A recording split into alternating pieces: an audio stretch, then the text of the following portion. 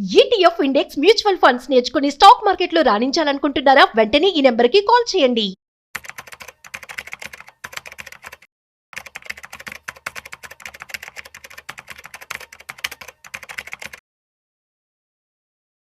Trump tariff కావచ్చు. So దీని ద్వారా స్టాక్ మార్కెట్ అనేది చాలా రోజులుగా మనము వోల్టాలిటీ ఎక్కువ చూస్తూ ఉన్నాం.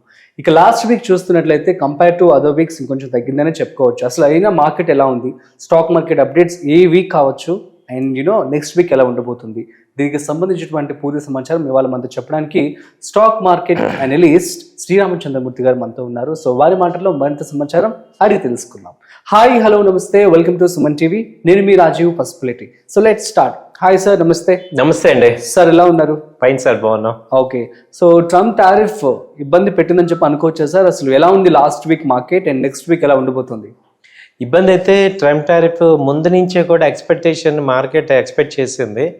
సో ట్రంప్ కొంచెం సీరియస్ గానే టారిఫ్ వేస్తాడని లాస్ట్ 10 days నుంచే మార్కెట్స్ ఫాలో అవుతున్నాయి. Okay, so Indian government expect చేసిన 90 days టైం ఇచ్చినా కానీ ఇంకా రిజాల్వ్ చేయలేకపోయింది.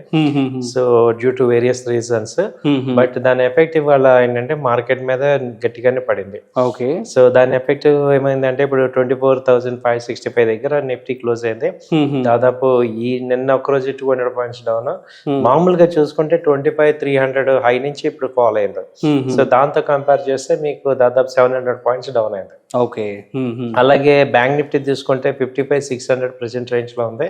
ఇది 57,600 నుంచి దాదాపు 2,000 points ఫాల్ అయింది ఈ 10 days లో. ఓకే, సో దీని impact it clearly shows the impact of tariffs. Okay, and at the same time ఈ యొక్క ఎర్నింగ్స్ కూడా ఎక్స్పెక్టెడ్ ఎర్నింగ్స్ కొన్ని కంపెనీస్ కి రాకపోవటం కూడా మేజర్ డ్రాబ్యాక్ అయింది. ఓకే, అలాగే ఎక్స్పెక్ట్ చేసిన కంపెనీస్ కూడా ప్రాఫిట్ బుకింగ్ వల్ల కూడా డ్రాగ్ అయింది. ఇప్పుడు రిలయన్స్ హైయెస్ట్ గా వచ్చింది, కానీ అది ప్రాఫిట్ బుకింగ్ వల్ల ఏమైందంటే దాదాపు 150 points డౌన్ అయింది. ఓకే, సో ఇవన్నీ రకరకాల ఇన్సిడెంట్ జరిగి పాజిటివ్ గా అసలు ఉన్నది ఓన్లీ ఎల్ఎన్టీ ఒకటే పాజిటివ్ గా ఉన్న నిఫ్టీ 50లో ఉంది. మిగతా అన్ని కూడా డౌన్ ట్రెండ్ కి వచ్చాయి అనమాట. ఓకే, సో ఇది జరిగింది. ఓకే, మరి ఏ సెక్టర్స్ ఎఫెక్ట్ అయ్యాయంటే ఏమంటారు? ఐటీ మనం చూస్తుంటే అది కూడా తగ్గింది. మనం ఒకసారి డీటెయిల్ గా వెళ్తే అసలు ఐటీలో తీసుకుంటే టీసీఎస్ కంటిన్యూ ఫాల్ 30% దాకా ఫాల్ అయింది. అవును, ఇన్ఫోసిస్ దాదాపు అదొక 20% ఫాల్. టెక్ మహీంద్రా కానీ హెచ్సిఎల్ కానీ ఇవన్నీ కూడా 15-20% ఫాల్ అయినాయి. ఏంటి సార్, రతన్ టాటా గారు చనిపోయిన తర్వాత టీసీఎస్ లో లే ఆఫ్స్ కావచ్చు అండ్ మార్కెట్ కూడా తగ్గిపోయింది. సో ఒక పర్సన్ లేకపోతే ఇంత ఎఫెక్ట్ అవుతుందా అనేది మనం కళ్ళారా చూస్తూ ఉన్నాం. ఏమంటారు? ఇది నిజమే సార్. ఇంకా ఈ టాటా గ్రూప్ కాబట్టి ఇంకా నిలబడింది, కానీ కొన్ని కంపెనీలు వ్యానిష్ కూడా అయిపోతాయి. అవునా? ఆ పర్సన్ కీ పర్సన్ ఫౌండర్ ని నెక్స్ట్ జనరేషన్ కనుక రిప్లేస్మెంట్ కరెక్ట్ గా లేకపోతే సో కంపెనీస్ చాలా ఎఫెక్ట్ అవుతాయి. ఇప్పుడు జస్ట్ లైక్ కంపెనీ ఫౌండర్ అంటే జస్ట్ లైక్ ఇంట్లో హెడ్ అన్నట్టు.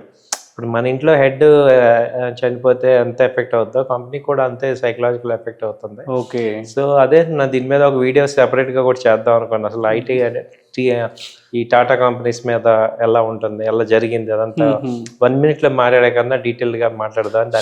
షూర్ అండ్ మాట్లాడదాం. సో నెక్స్ట్ మార్కెట్ కి వచ్చేద్దాం. సో దీనివల్ల ట్రంప్ టారిఫ్ వల్ల సో మరి నెక్స్ట్ వీక్ మార్కెట్ ఎలా ఉండబోతుంది అంటారు? అసలు మరి కోలుకునే ఛాన్స్ ఉంటుందా? ఎంత టైం పడుతుంది మన ఇండియాకి? అంటే ఇంకొక పాజిటివ్ పాయింట్ అబ్జర్వ్ చేస్తుంది ఏంటంటే అంతకు ముందులాగా వర్టికల్ ఫాల్ అవ్వాల.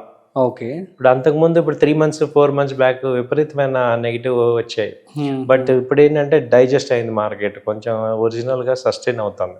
అంటే ఎప్పుడైతే రీటైల్ క్లయింట్స్ పార్టిసిపేషన్ జరగటం, ఎఫ్ఐ మ్యూచువల్ ఫండ్స్ పార్టిసిపేషన్ జరగటం వల్ల మార్కెట్ ఎక్కువ కొలాప్స్ అవ్వకుండా నిలబడుతుంది.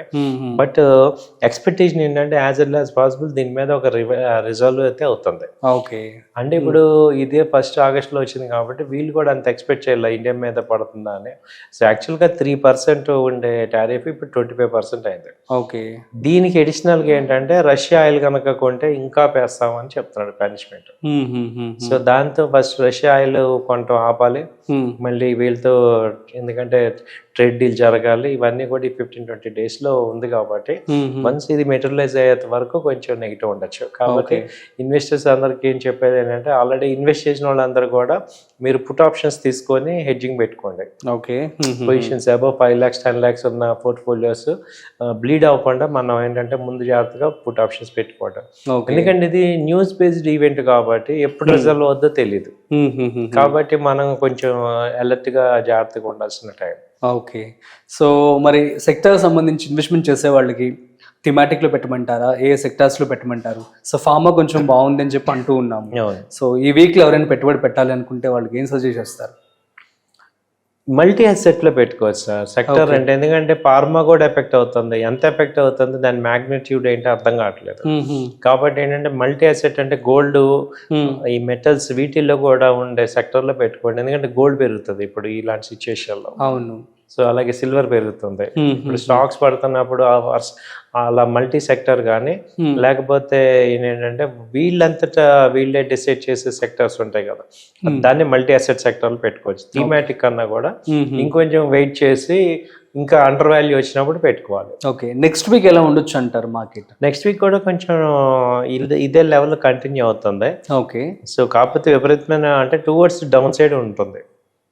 విపరీతమైన అప్ లేదు కానీ పాజిటివ్ అయితే లేదు కానీ నెగిటివ్ కూడా విపరీతంగా లేకపోయినా ఒక డౌన్ సైడ్ ఒక 200-300 పాయింట్స్. ఇంకా ఎందుకంటే 24,700 బ్రేక్ అయ్యి క్లోజ్ అయింది నిఫ్టీ. కాబట్టి ఇప్పుడు 24,500 నుంచి 24,300. బా, అవునా? అక్కడ వరకు ఛాన్స్ కనపడదు. అయ్యో, అదే ఓకే. ఓకే, మరి పుంజుకోవడం అంటే ఏమంటారు? టారిఫ్ మరి కొంతమంది ఎక్స్పర్ట్ చెప్తుంది ఏంటో ఒక 3 నెలల తర్వాత ఏమన్నా మారచ్చు, అప్పటి వరకు అప్పటికి మనం will get use to it అని చెప్పి అంటూ. ఇది ఏంటంటే ఒక 3 months 4 months ఆరిజిన్ ఇస్తే డైజెస్ట్ అవుతుంది. బట్ ఈ 3 months లో ఎంత ఫాల్ అవుతుంది అనేది ఇక్కడ ఇంపార్టెంట్. అంటే మనము ఈ ఈవెంట్స్ ఏంటంటే మన ఫండ్ డౌన్ అవ్వకుండా చూసుకోవాలి. Okay, okay. కాబట్టి నేనేంటంటే చెప్పేది మనం ఆల్రెడీ ఇన్వెస్ట్ చేసిన వాళ్ళందరికీ కూడా సో మీరు ఇవాళ పుట్ ఆప్షన్స్ కొనుక్కోవటం, వాటిలో ఎడ్జింగ్ పెట్టుకోవటం అనేది మనం నేర్చుకోవాలి. ఓకే, ఇప్పుడు ఇందులో ఓన్లీ కారు వన్ సైడ్ కాకుండా డౌన్ సైడ్ వెళ్తున్నప్పుడు కూడా మనం ఆ రెండో గేర్ రివర్స్ గేర్ కూడా మనకి ప్రాక్టీస్ ఉండాలి. అవును, అప్పుడే మనం మార్కెట్ లో నిలబడతాం. ఓకే, ఫైన్ పనులు చేసుకోవాలి. Yeah, so thank you so much sir. So market updates అయితే చాలా చక్కగా వివరించారు. సో గైస్, ఇది ఈ వీక్ అయితే లోగానే ఉంది. సో నెక్స్ట్ వీక్ కూడా అదే పరిస్థితి ఉండొచ్చు అని చెప్పి అంటూ ఉన్నారు. సో కాబట్టి ఇటువంటి టైమ్స్లో గోల్డ్ కావచ్చు, అదర్ ETF కావచ్చు, వాటిలో కనుక మీరు పెట్టుబడి పెట్టుకున్నట్లయితే so that you'll be in safe side అని చెప్పి శ్రీరామ్ చంద్రమూర్తి గారు చెప్పడం జరుగుతుంది. మరొక ఇంట్రెస్టింగ్ కాంటెంట్తో మళ్ళీ కలుద్దాం. అంతవరకు చూస్తూనే ఉండండి సుమన్ టీవీ.